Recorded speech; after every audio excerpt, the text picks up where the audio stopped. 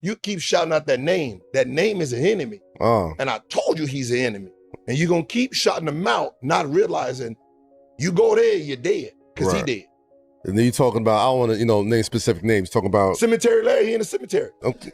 Cemetery Larry, I like that. Cemetery. I had his raise. I got his raise right in the pocket. Now I got to give it to somebody else. Now I got to give everything he worked for. I got to give it to somebody else because the person he went with, he did. He got nothing.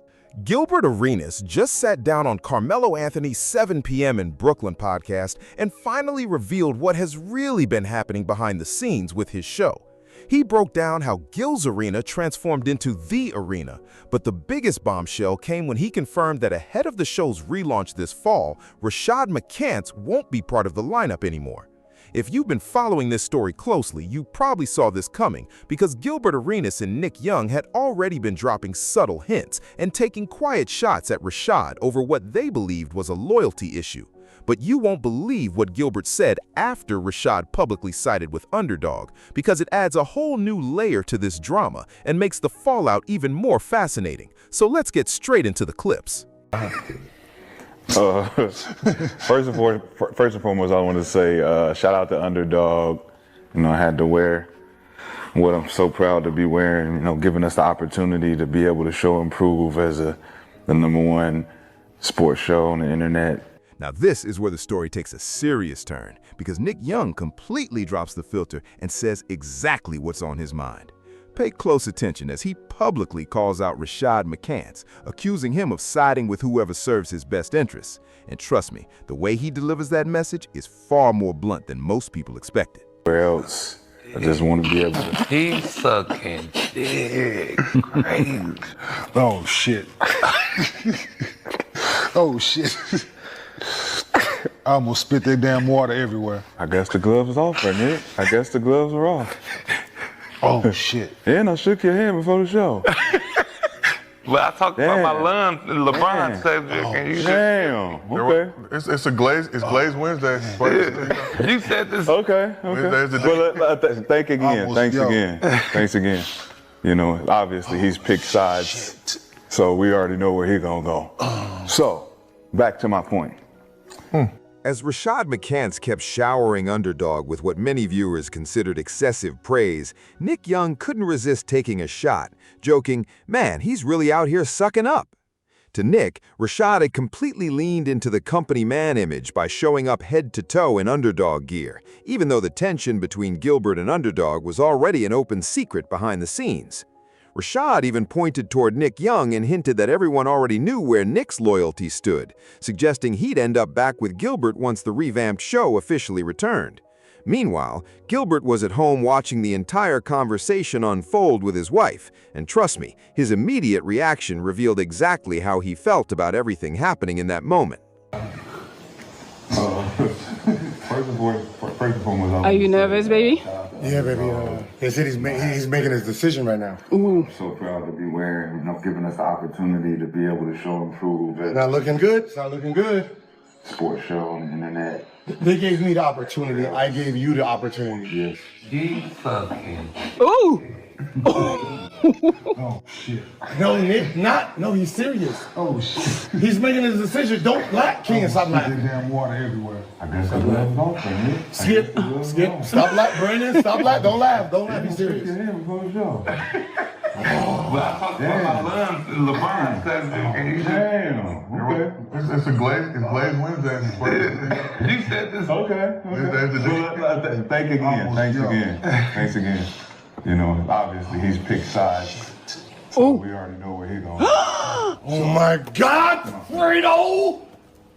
Damn it! So you're not on my side. You're not with us. You was one of my best soldiers. Oh, Damn it! baby, what you gonna do? You do got a seat open. Yep. Pat Bev, Evan Turner. Baby, can you get them? God. Gilbert Arenas has always had a personality that blends humor with confidence, so even when he's discussing serious business, he knows how to keep it entertaining. But don't mistake that for a lack of strategy, because he's always thinking several moves ahead. His mentality seemed to be, why should I keep negotiating when I'm the one people tune in to watch? because if he was able to build one successful platform from the ground up, he's confident he can do it again, and without him, it just won't have the same appeal. Honestly, it reminds me of what happened with the Scary Movie franchise after the Wayans brothers walked away, since the films never captured that same energy until Marlon Wayans and the family returned, proving how much the original creators actually meant to the brand. That's exactly why understanding your worth is so important, and from everything we've seen, Gilbert knows the value he brings and isn't afraid to bet on himself. Then, after the arena, formerly known as Gil's Arena, officially came to an end, Nick Young removed any doubt by making it clear everyone already knew where his loyalty was and telling Gilbert to give him a call as soon as the new project was ready. Gilbert, you hiring still? Hey, man, all that shit I said about you getting fired, man, it's water under the bridge. It never happened. That wasn't me. That wasn't me. I'm with you, baby. Hey, you still hiring, right? Cause ain't no jobs opportunity over here. They said, man, everybody gone. They fired the dog. You know the little dog Brandon used to bring? They told Brandon and that little dog to get up. McCants got fired with the whole Underdog outfit on. I said, damn, they firing niggas as mascots? The niggas that be sucking, they fire niggas that be sucking. Nah. Niggas can't live like this, man. Hey. If you know Nick Young, then you already expect the unexpected, because he's one of those personalities who can turn any conversation into comedy, and you never really know what he's going to say next. But underneath all the jokes, he was clearly sending Gilbert a message that basically said, whenever you're ready to launch the new show, give me a call, while admitting that all the previous contract jokes were just friendly banter and never came from a place of real tension. That's the same playful back and forth Gilbert and Nick have always shared, but the situation involving Rashad McCants felt completely different from the outside. Gilbert even labeled Rashad as Fredo, and if you know that reference, you already understand he saw it as a genuine act of disloyalty rather than harmless joking around. On top of that, reports claimed Rashad was interested in creating a separate show with Skip Bayless under the Underdog banner, a move that could have left Gilbert entirely on the outside looking in. With all of those pieces coming together, you won't believe how Gilbert explained everything during his conversation with Carmelo Anthony, because his comments add an entirely new layer of context to this unfolding drama. You keep shouting out that name. That name is an enemy. And I told you he's an enemy. And you're going to keep shouting him out, not realizing you go there, you're dead, because he dead. And then you're talking about, I don't want to, name specific names, talking about... Cemetery Larry, he in the cemetery. Okay. Cemetery Larry, I like that. Cemetery. I got his raise right in the pocket. Now I got to give it to somebody else. Now I got to give everything he worked for, I got to give it to somebody else, because the person he went with, he dead, he got nothing. Damn. He in the grave, he next to you. Y'all both buried in the same place. I knew I would like you, nigga. I knew I would like, because you petty as hell. This is good. You petty as hell. But yeah, think about it, if everybody think you out, right? You really got to see who they are. Mm-hmm. Right? They're telling me, oh yeah, if you don't want to negotiate, don't come to work. I wasn't planning to come to work anyway, goddamn it. I'm building a new studio back at the crib. Okay. Now August, the plan to bring Gil's Arena back independently. I know you spoke about that. Is that still a go? See, it was going to be August because I wanted to jump them. Right. Because they was going to come back like September, October. So I wanted to start in when they was on vacation to take the time slot from them. Okay. Because they're not going to want to compete. Now they fired. Like, damn. So, you know what I mean? Like, they fired. You know what I mean? So nobody from Gil's Arena is coming back? It's just you? I don't know, man. Josiah. Okay. Shout out Josiah. Josiah, I know he's in here. You know what I mean? That's my guy. I ain't know that nigga was that tall, bro. Yeah, he used to play at UCLA. I mean, I knew that. Yeah, I ain't know he was that. I ain't know that though. Big fella, man. So. Yeah. You got to remember, I had the contract since January, bro. Right. And I was recruiting. Right. Right, because I thought they was going to last, because their contract is in September. Mm-hmm. So I figured that they would be held all the way to September. So I was like, all right, let me get my people. Okay. I saved some of the staff members that got fired from the new dudes. Right. But the actual rotating cast, like everybody's gone. Kenyon. Yeah, they all got fired. Nick. Rashad. Shit. Okay. Definitely Rashad. Okay. Parted ways or got fired? That's different. They got fired.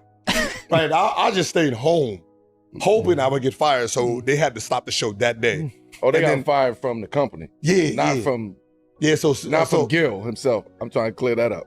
No. I didn't fire. They left me. And then they got fired. Then they got fired from the company. Yeah. I know they still had to do their job, but Right. like I wanted to see where the loyalty was. Was there anything specifically? You said Rashad specifically. Was there anything that he specifically did that let you know, Yes. like I really can't? He kept shouting out the dude's name Mm-hmm. that was tanking our show. Cemetery lyric. Yeah, like the dude didn't do nothing for you, dog. Your deal was done before he got here. First of all, real talk, he tried to fire you at the beginning of the season. He tried to fire you at the beginning of the season. That's why they was trying to, like, Skip was getting paid for 4 days. He was only there 3. One was gonna be our show. And that was to replace him because they both contrarian. They both go against it. But they said Skip does it better. He don't cuss, he don't drop the N-bomb every other hour. So they're looking for these sponsors. So they're trying to fire you. Me and Joe standing on 10 toes. Nah, we good. We're good with our roster. We're number 1 with our roster. Right? So what they did is like, all right, well, Joe and Gil ain't breaking. Hey, Rashad, you want to go to the football? Yeah, come on, football on Friday. Yeah, do a little football. So you're going to jump on the football. Then they're like, hey, can Skip come on the show with you? We can do that on Friday too. Then they do an episode with Skip on Friday. And he's like, oh man, me and Skip. And so they did that to him. Right. But I'm like, yo, dude never did anything. Why are you going with dude? I told you we had beef and we had war. He's trying to take over Gil's arena. So you giving him shout outs, 3 of them. So I'm like, all right. I told you we beefing with him. So the fact that you in your shout out, it ain't Underdog. Me and Underdog, we good. Jeremy, Nick, like Kate, those are beautiful people. They just hired a dude who was just a weed, right? And he kept shouting this dude out. I was like, all right, okay, y'all got something going on. He done promised you something, I bet. Got you. Okay. That's understandable, man. I get it. I get it. Dirty business, boy. Shit. Like me and Shad didn't have no problems. Like I didn't have no problem. Like what he did is what he did. It's just that, why you like him? Like why are you picking him over us? Y'all haven't spoken since? Nah.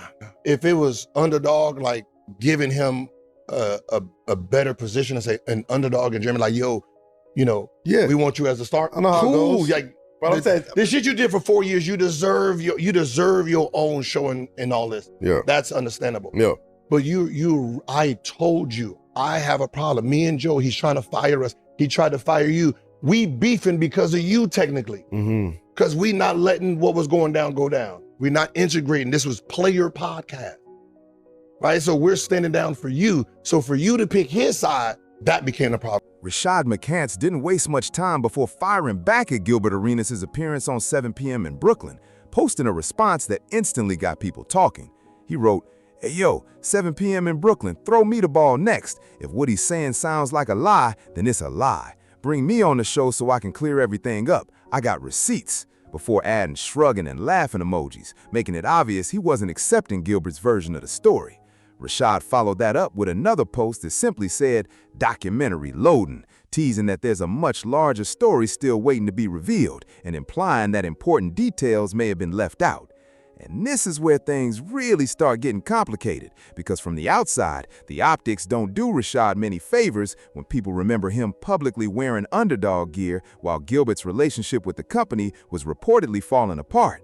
At the same time, Rashad continues to insist he has proof that the situation played out very differently. So if those receipts ever surface, you won't believe how quickly this entire narrative could flip in a completely unexpected direction.